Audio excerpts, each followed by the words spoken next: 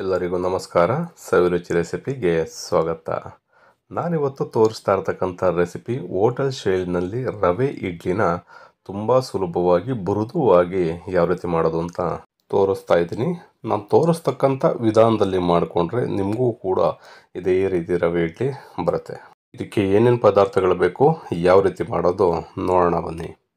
ನಾನಿಲ್ಲಿ ಒಂದು ಫ್ರೈ ಪ್ಯಾನ್ನ ತೊಗೊಂಡು ಇದಕ್ಕೆ 1 ಟೇಬಲ್ ಸ್ಪೂನ್ ಅಷ್ಟು ಎಣ್ಣೆನ ಸೇರಿಸ್ಕೊಳ್ತಾ ಇದ್ದೀನಿ. ಎಣ್ಣೆ ಸ್ವಲ್ಪ ಬಿಸಿ ಆದಮೇಲೆ ಇದಕ್ಕೆ ಒಂದು 8 ರಿಂದ 10 ಗೋಡಂಬಿನ ಸೇರಿಸ್ಕೊಂಡು ಸ್ವಲ್ಪ ಕಂದು ಬಣ್ಣಕ್ಕೆ ಬರಬೇಕು. ಅಲ್ಲಿವರೆಗೂ ನಾವು ಲೋ ಫ್ಲೇಮ್ನಲ್ಲೇ ಇದನ್ನು ಚೆನ್ನಾಗಿ ಫ್ರೈ ಮಾಡ್ಕೋಬೇಕಾಗತ್ತೆ. ಈ ರೀತಿ ಫ್ರೈ ಮಾಡ್ಕೊಂಡಾದ ನಂತರ ಈ ಗೋಡಂಬಿನ ನಾವು ಸಪ್ರೇಟಾಗಿ ತೆಗೆದು ಒಂದು ಪ್ಲೇಟ್ಗೆ ಸರ್ವ್ ಮಾಡ್ಕೋಬೇಕು. ಇದು ಬಂದು ನಿಮಗೆ ಇಡ್ಲಿ ಮೇಲ್ಗಡೆ ಹಾಕಲಿಕ್ಕೆ ನಾನು ಸಪ್ರೇಟಾಗಿ ಈ ರೀತಿ ಗೋಡಂಬಿನ ಫ್ರೈ ಮಾಡ್ಕೊಂಡಿದ್ದೀನಿ. ನೀವು ಈ ರೀತಿ ಗೋಡಂಬಿನ ಬೇಕಾದರೂ ಸೇರಿಸ್ಕೋಬೋದು, ಅಥವಾ ಟೊಮೊಟೊನ ಸ್ಲೈಸ್ ಮಾಡಿಕೊಂಡು ಆ ಟೊಮೊಟೊನ ಬೇಕಾದರೆ ಸೇರಿಸ್ಕೊಳ್ತಾರೆ, ಆ ರೀತಿ ಬೇಕಾದರೂ ನೀವು ಸೇರಿಸ್ಕೋಬೋದು. ಈಗ ಅದೇ ಫ್ರೈ ಪ್ಯಾನ್ಗೆ ಅರ್ಧ ಟೀ ಸ್ಪೂನ್ ಅಷ್ಟು ಸಾಸಿವೆನ ಸೇರಿಸ್ಕೊಳ್ತಾ ಇದ್ದೀನಿ. ಸಾಸಿವೆ ಸ್ವಲ್ಪ ಚಿಟಪಟ ಅಂದಮೇಲೆ ಒಂದು 3 ರಿಂದ 4 ಹಸಿಮೆಣಸಿನಕಾಯಿನ ಸಣ್ಣದಾಗಿ ಹಚ್ಚಿ ಸೇರಿಸ್ಕೊಳ್ತಾ ಇದ್ದೀನಿ. ಸ್ವಲ್ಪ ಕರಿಬೇವಿನ ಸೊಪ್ಪನ್ನು ಕೂಡ ಸಣ್ಣದಾಗಿ ಹಚ್ಕೊಂಡು ಸೇರಿಸ್ಕೊಳ್ತಾ ಇದ್ದೀನಿ. ಶುಂಠಿ 1 ಇಂಚಿನಷ್ಟು ಶುಂಠಿನ ತುರಿದು ಸೇರಿಸ್ಕೊಳ್ತಾ ಇದ್ದೀನಿ. ಒಂದು 1/4 ಟೀ ಸ್ಪೂನ್ ಅಷ್ಟು ಇಂಗನ್ನು ಸೇರಿಸ್ಕೊಂಡಿದ್ದೀನಿ. ಇಷ್ಟು ಪದಾರ್ಥಗಳನ್ನ ಸೇರಿಸ್ಕೊಂಡು ಲೋ ಫ್ಲೇಮ್ನಲ್ಲಿ ಸ್ಟವ್ನ ಇಟ್ಕೊಂಡು ನಾವು ಚೆನ್ನಾಗಿ ಒಂದು ಅರ್ಧ ನಿಮಿಷ ಫ್ರೈ ಮಾಡ್ಕೋಬೇಕಾಗತ್ತೆ. ಈ ರೀತಿ ಫ್ರೈ ಮಾಡಾದ ನಂತರ ನಾವಿದಕ್ಕೆ ರವೆನ ಸೇರಿಸ್ಕೋಬೇಕು. ನಾನಿಲ್ಲಿ 1.5 ಕಪ್ಪಿನಷ್ಟು ಮೀಡಿಯಂ ರವೆನ ತೊಗೊಂಡು ಸೇರಿಸ್ಕೊಳ್ತಾ ಇದ್ದೀನಿ. ಹತ್ರ ಇದು 300 ಗ್ರಾಮ್ ಅಷ್ಟು ರವೆ ಇದೆ. ನೀವು ಇನ್ನೂ ಜಾಸ್ತಿ ಕ್ವಾಂಟಿಟಿ ಬೇಕಂತ ಈ ಪದಾರ್ಥಗಳನ್ನ ಜಾಸ್ತಿ ಮಾಡಿಕೊಂಡು ರವೆನ ನೀವು ಜಾಸ್ತಿ ಸೇರಿಸ್ಕೋಬೇಕಾಗತ್ತೆ. ರವೆನೂ ಅಷ್ಟೇ, ನಾವು ಉಪ್ಪಿಟ್ಟಿಗೆ ಹುರಿಯೋ ರೀತಿಯಲ್ಲಿ ಜಾಸ್ತಿ ಹೊತ್ತು ಹುರಿಯುವಂಥ ಅವಶ್ಯಕತೆ ಇಲ್ಲ. ಒಂದು 2 ರಿಂದ 3 ನಿಮಿಷಗಳ ಕಾಲ ಮೀಡಿಯಂ ಫ್ಲೇಮ್ಗೆ ನಾವು ಸೇರಿಸ್ಕೊಂಡು 2 ರಿಂದ 3 ನಿಮಿಷಗಳ ಕಾಲ ನೋಡಿ ಈ ರೀತಿ ಬಿಡಿಯಾಗಿ ಬರಬೇಕು ರವೆ. ಅಲ್ಲಿವರೆಗೂ ನಾವು ಸ್ವಲ್ಪ ಬಿಸಿ ಆಗೋವರೆಗೂ ಹುರ್ಕೊಂಡ್ರೆ ಸಾಕಾಗುತ್ತೆ. ಈಗ ಸಪ್ರೇಟಾಗಿ ನಾನು ಒಂದು ಬೌಲ್ಗೆ ಈ ರವೆನ ಸೇರಿಸ್ಕೊಳ್ತಾ ಇದ್ದೀನಿ. ಈ ರೀತಿ ಬೌಲ್ಗೆ ಸೇರಿಸಿ ಆದ ನಂತರ ಕಂಪ್ಲೀಟಾಗಿ ರವೆ ತಣ್ಣಗಾಗಬೇಕು.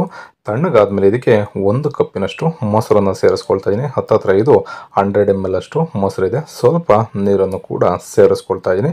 ಮತ್ತು ಸ್ವಲ್ಪ ಸಣ್ಣದಾಗಿ ಕೊತ್ತಂಬರಿ ಸೊಪ್ಪನ್ನ ಹಚ್ಚಿ ಸೇರಿಸ್ಕೊಳ್ತಾ ಇದ್ದೀನಿ. ರುಚಿಗೆ ತಕ್ಕಷ್ಟು ಉಪ್ಪನ್ನು ಸೇರಿಸ್ಕೊಳ್ತಾ ಇದ್ದೀನಿ.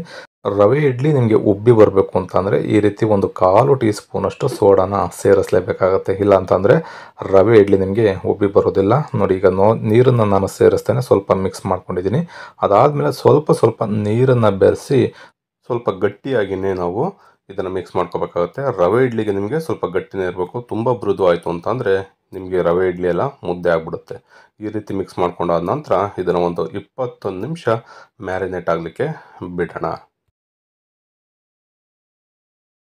20 ನಿಮಿಷ ಆದಮೇಲೆ ತೆಗೆದ್ರೆ ನಿಮಗೆ ನೋಡ್ಬೋದು ಸ್ವಲ್ಪ ನೀರೆಲ್ಲ ಡ್ರೈ ಆಗಿ ಸ್ವಲ್ಪ ಗಟ್ಟಿಯಾಗಿರುತ್ತೆ.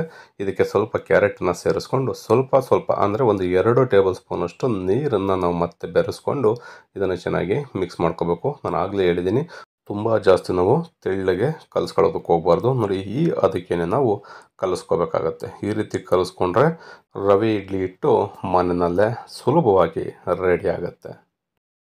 ಈಗ ನಾನು ಇಡ್ಲಿ ಪ್ಲೇಟ್ನ ತೊಗೊಂಡು ಈ ಇಡ್ಲಿ ಪ್ಲೇಟ್ಗೆ ಸ್ವಲ್ಪ ಎಣ್ಣೆನ ಸೇರಿಸ್ಕೊಳ್ತಾ ಇದ್ದೀನಿ.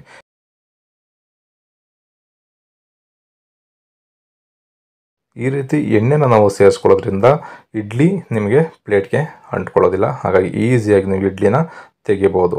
ಈಗ ಎಣ್ಣೆನ ಸೇರಿಸಿಯಾಗಿದೆ. ಈಗ ಎಲ್ಲದಕ್ಕೂ ಕೂಡ ನಾನು ಈ ರೀತಿ ಗೋಡಂಬಿನ ಸೇರಿಸ್ಕೊಳ್ತಾ ಇದ್ದೀನಿ.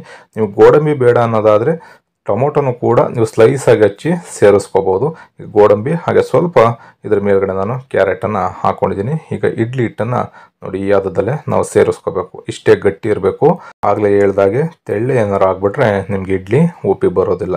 ಈಗ ನಾನು ಎಲ್ಲದಕ್ಕೂ ಸೇರಿಸ್ಕೊಂಡಿದ್ದೀನಿ. ಈಗ ಇಡ್ಲಿ ಪಾತ್ರೆಯಲ್ಲಿ ಬಿಸಿನೀರು ಕಾಯೋದಕ್ಕೆ ಇಟ್ಕೊಂಡಿದ್ದೆ.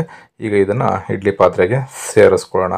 ಈ ರೀತಿ ಇಡ್ಲಿ ಪಾತ್ರೆಗೆ ಸೇರಿಸಿ ಆದ ನಂತರ ಐ ಫ್ಲೇಮ್ನಲ್ಲಿ ಇಟ್ಕೊಂಡು ಒಂದು 12 ರಿಂದ 15 ನಿಮಿಷಗಳ ಕಾಲ ನಾವು ಐ ಫ್ಲೇಮ್ನಲ್ಲೇ ಚೆನ್ನಾಗಿ ಇದನ್ನು ಬೇಯಿಸ್ಕೋಬೇಕಾಗತ್ತೆ.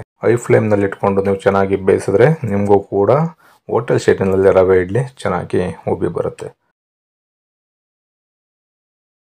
15 ನಿಮಿಷ ಬೇಯಿಸಿ ಆದಮೇಲೆ ಒಂದು 5 ನಿಮಿಷ ನೀವು ಲೆಡ್ಡನ್ನು ಓಪನ್ ಮಾಡೋದಕ್ಕೆ ಹೋಗ್ಬಿಡಿ, ಅದರನ್ನಲ್ಲೇ ಬಿಟ್ಬಿಡಿ. ಅದಾದಮೇಲೆ ತೆಗೆದು ಒಂದು 2 ರಿಂದ 3 ನಿಮಿಷ ಪ್ಲೇಟನ್ನು ಸಪ್ರೇಟಾಗಿ ಇಟ್ಕೊಳ್ಳಿ. ಹಾಗೆ ಇಡ್ಲಿ ಸ್ವಲ್ಪ ತಣ್ಣಗಾಗ್ತಿದ್ದಂಗೆ ಪ್ಲೇಟಿಂದ ಈಸಿಯಾಗಿ ನೀವು ತೆಗಿಬೋದು. ನೋಡಿದ್ರಲ್ಲ, ತುಂಬ ಸುಲಭವಾಗಿ ತುಂಬ ಮೃದುವಾಗಿ ರವೆ ಇಡ್ಲಿನ ಹೋಟೆಲ್ ಶೈಲಿನಲ್ಲಿ ಮನೆಯಲ್ಲೇ ನೀವು ಮಾಡ್ಕೋಬೋದು.